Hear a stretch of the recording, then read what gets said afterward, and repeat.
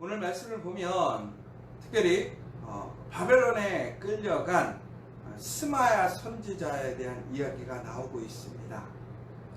하나님께서는 항상 열심히 일하고 계십니다. 하나님의 말씀은 우리의 어떠한 헌신과 우리의 참여가 동반되지 않아도 하나님의 말씀은 진행되고 있습니다. 오늘 이스라엘 사람들은 바벨론의 포로로 끌려갔지만 아직도 그들은 그것이 어떠한 뜻인지, 그곳에서 그들이 어떻게 살아야 되는지 아직도 그들의 그런 마음을 온전히 잡지 못하고 있는 상황인 것이죠. 그러므로 인해서 오늘 스마야는 다시 한번 편지를 보내서 이야기를 하고 있습니다. 스마야라는 선지자에게 왜 너는 예레미야를 책망하지 않느냐라고 편지를 썼다라는 거예요. 그가 지금 스마야가 바벨론의 포로로 끌려가서 그는 지금 상황이 너무나 힘들고 어려운 것이지요. 빨리 이스라엘의 회복, 이스라엘의 그런 다시 부흥의 역사가 일어나기를 소망하고 지금 당하는 이 고난과 고초를 잠시만 참아내면 다시 하나님의 영광이 그 이스라엘에게, 바로 그들에게 다시 임할 것이라고 믿는 믿음이 있었던 거예요. 왜 그러냐면 분명히 하나님께서 그들을 구원하시고 또한 그들을 지키시고 분명히 바벨론을 멸하게 하시겠다라는 거짓 선지자들, 대부분의 많은 사람들의 이야기가 있었기 때문에 오늘 스마야 또한 그것을 믿는 것이지요. 그런데 그들이 바벨론의 포로로 끌려가 있는 상황에서 예레미야는 지속적으로 하나님의 말씀을 선포하고 온전하게 하나님의 말씀을 이야기하는 거예요.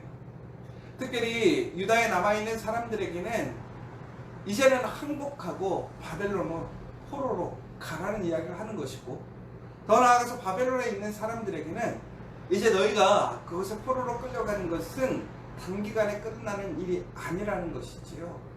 하나님의 계획은 너희가 희년을 지키지 않았던 그 70년을 넘어서 이제 너희가 진정으로 하나님 앞에서 거룩해지는 그날까지 하나님의 그 계획하심과 예정하심을 통해서 하나님의 그 거룩한 뜻이 세워지는 그날까지 너희는 그 땅에 머물러야 하기 때문에 그 시간이 한 세대 혹은 두 세대를 넘어서 3세대까지 넘어가게 되는 것이죠. 그러니까 너희들은 그곳에서 오래 살 마음으로 뿌리를 내리라는 거예요.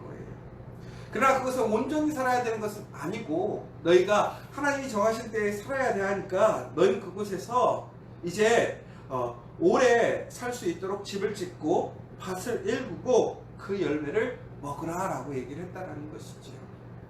이 이야기를 다시 한번 생각해 보자면 그들이 지금 믿고 있었던 그들의 믿음, 신념을 다 내려놓고 이제는 그들이 원하지 않고 기대하지 않았던 바로 그 포로의 삶, 포로기의 삶을 살으라 라는 얘기를 하고 있다는 거예요.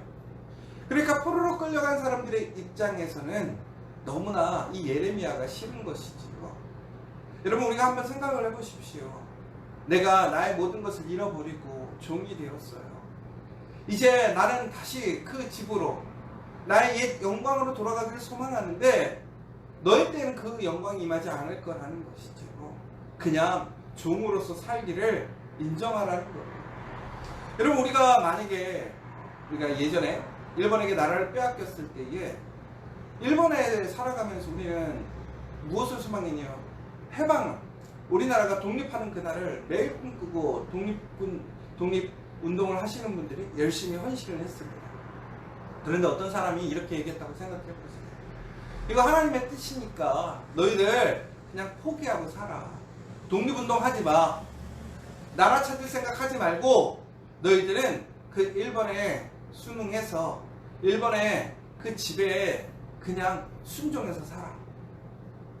여러분, 이런 얘기를 만약에 듣는다고 한다면 여러분들은 어떠시겠어요?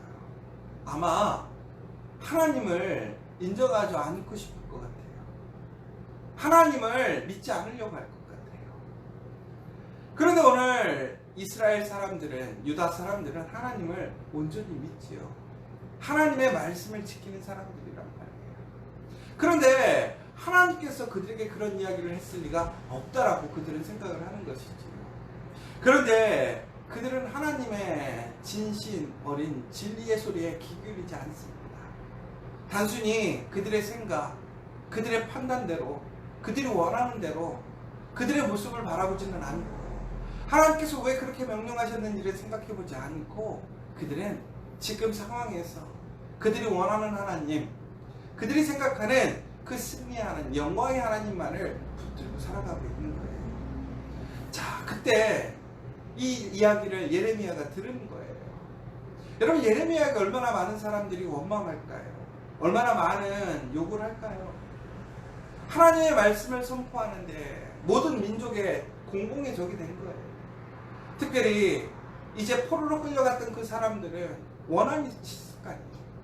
그런데 지금 본국에서 예레미야가 이제 포로로 올 사람들 거기서 계속 눌러앉을 생각하고 포기하고 살아라, 이런 얘기를 하니까 그 사람들이 얼마나 마음이 심란하고 어려우니까 이제 편지를 써서 예레미야에게 얘기를 하는 것이지요. 여러분, 예레미야의 마음이 어땠을까요? 하나님의 말씀을 전하는데 하나님의 말씀을 사람들이 듣지 못해요. 이해하지 못해요. 더 나아가서 하나님의 온전한 말씀을 전하는데 죄인 취급해요. 배신자 취급하는 것이지. 사람들이 완전히 저주하고 비판하는 거예요. 여러분, 우리가 요즘에 SNS나 혹은 우리가 어떤 생활을 하다가 누군가 나에게 비방을 하고 욕을 하고, 더 나아가서는 내가 정말 왜곡되어지고 사람들에게 완전히 잘못 인식되어져서 왕따가 됐다고 생각해 보세요. 여러분, 어떠시겠어요? 너무 힘들잖아요. 정말 그 삶에, 그 마음에 그 힘듦은 어떻겠어요? 그런데 오늘 예레미야는 어떻습니까? 그럼에도 불구하고 그는 하나님의 말씀을 온전히 전해요. 사람들이 즐거워하고 사람들이 인정하고 사람들이 기뻐하는 이야기가 아니라 바로 하나님의 그 진리의 말씀, 온전한 말씀을 전하는데 오늘도 그는 변함없이 그의 사명을, 그의 본분을 지켜 행하고 있어요. 여러분, 믿음의 사람이라는 것은 바로 이런 거예요. 단순히 선지자나 예언자만이 이처럼 특별하게 하나님의 말씀을 전하는 것이 아니라, 바로 믿음의 사람은 어떠한 상황 속에서도 하나님의 말씀을 진리의 그 기준으로 삼고 그 말씀을 세상 안에서 타협하지 않고 온전하게 그 말씀을 선포하고 증거하는 사람, 그 사람이 바로 믿음의 사람이라는 것이죠. 여러분, 요즘 우리가 많은 위기와 도전과 비판 앞에 있습니다.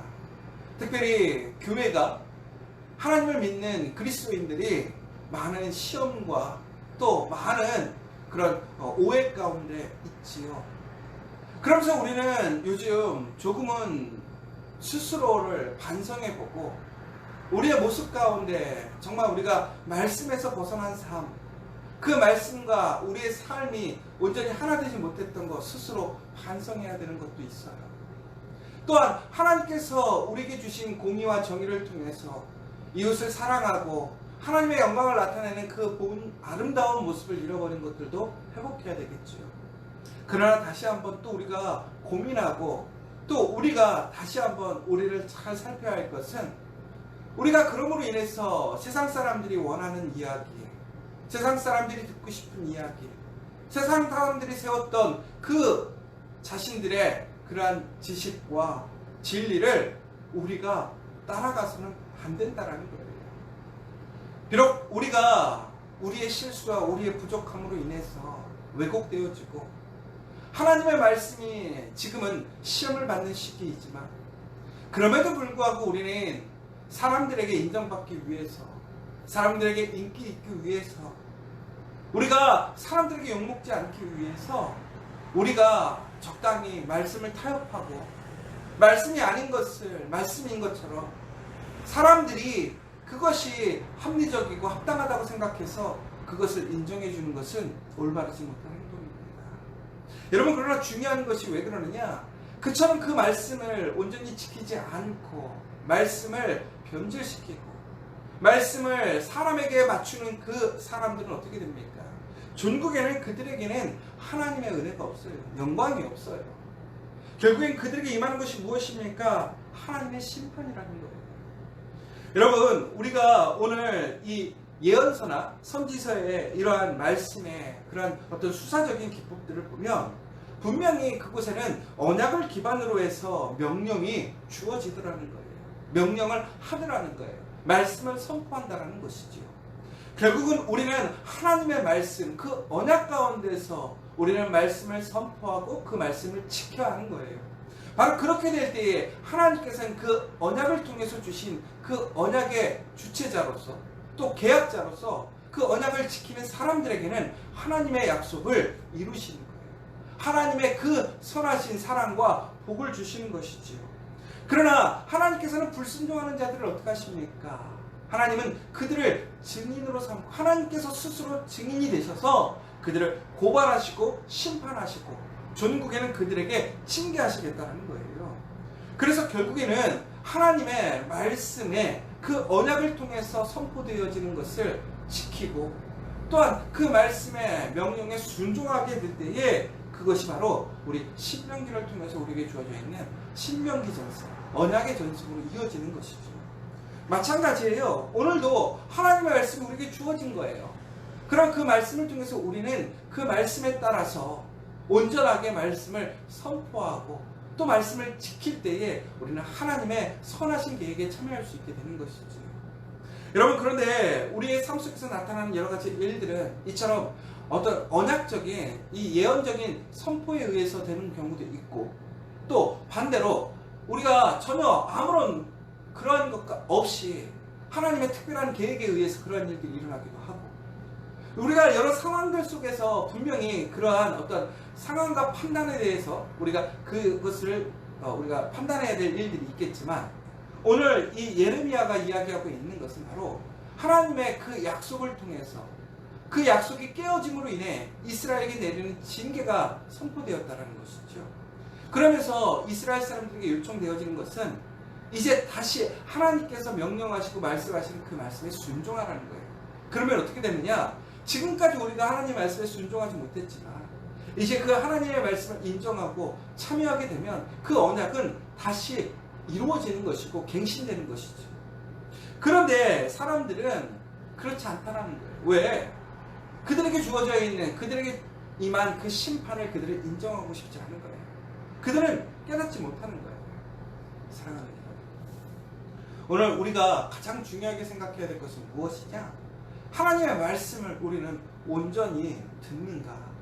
그리고 그 말씀을 온전히 이야기하는가? 라는 것이 중요하다는 거예요.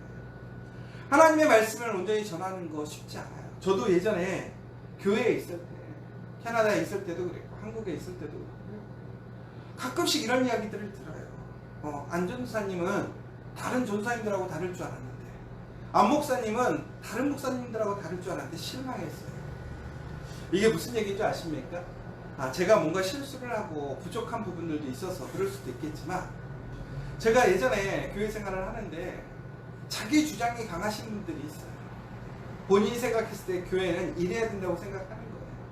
그러면서 자기 주장을 막 하시는데 거기에 사람들이 동의하지 않는 거예요.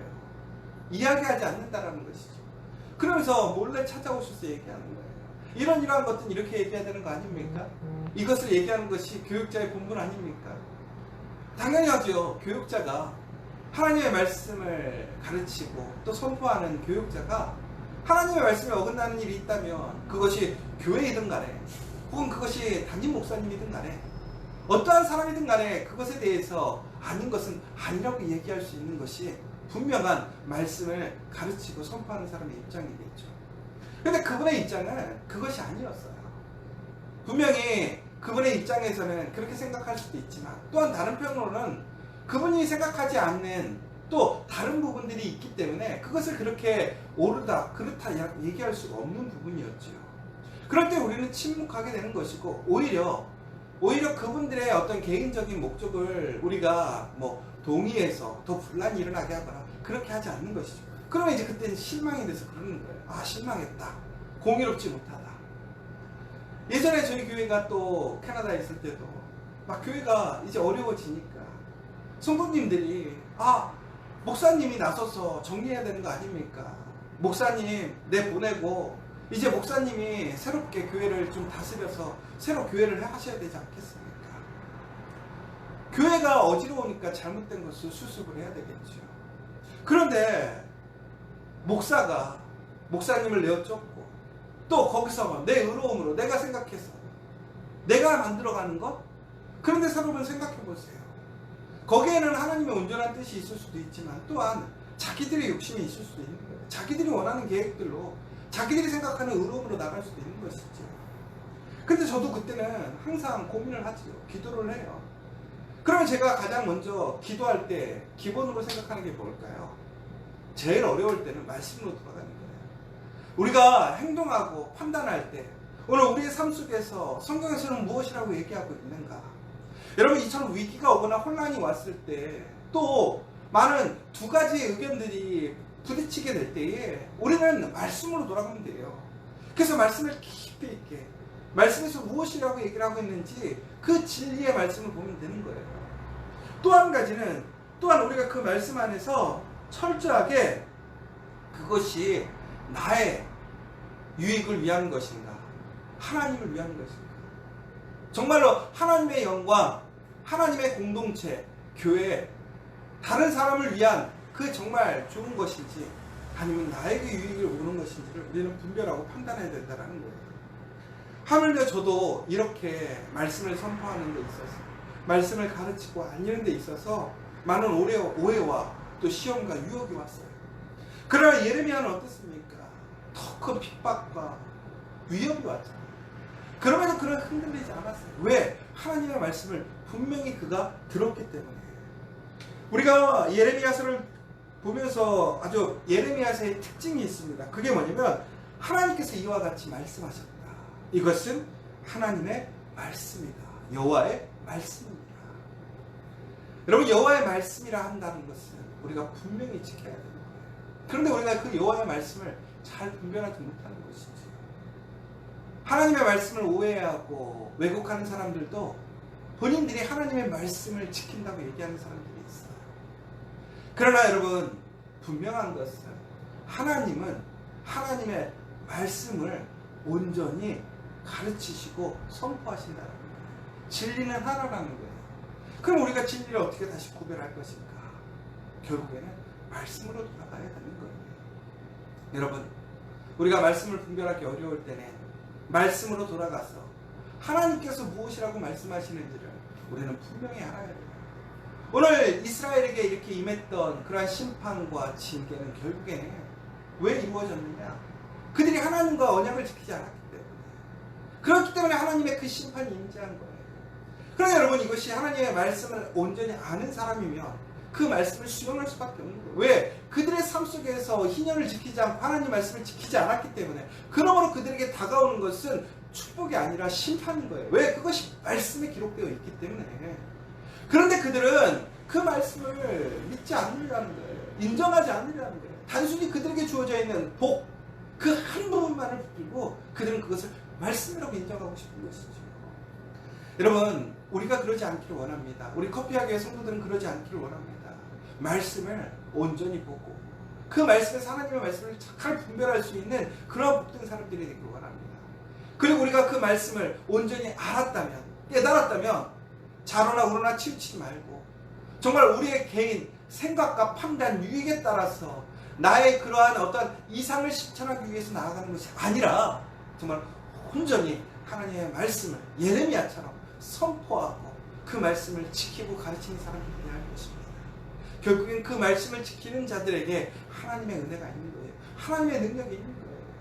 여러분, 우리가 그 말씀을 지키는 사람 되기를 원합니다. 말씀을 온전히 선포하는 공동체 되기를 원합니다. 그러면 그 위기 가운데서도 하나님이 그 믿음을 지키는 사람들, 말씀을 지키는 사람들에게 다시 기회를 주시는 거예요. 은혜를 주시는 거예요. 살아나고 회복시키시는 하나님의 선한 역사를 일으키시는 거예요. 여러분, 아무리 위기가 와도 말씀을 지키는 사람들, 말씀을 붙드는 사람들은 승리하게 됩니다. 오늘 예레미야서를 통해서 우리 다시 한번 그 말씀에 벗어나지 않고 말씀대로 나아가면 말씀대로 승리하는 우리 믿음의 공동체 저와 여러분 되시기를 간절히 소망합니다.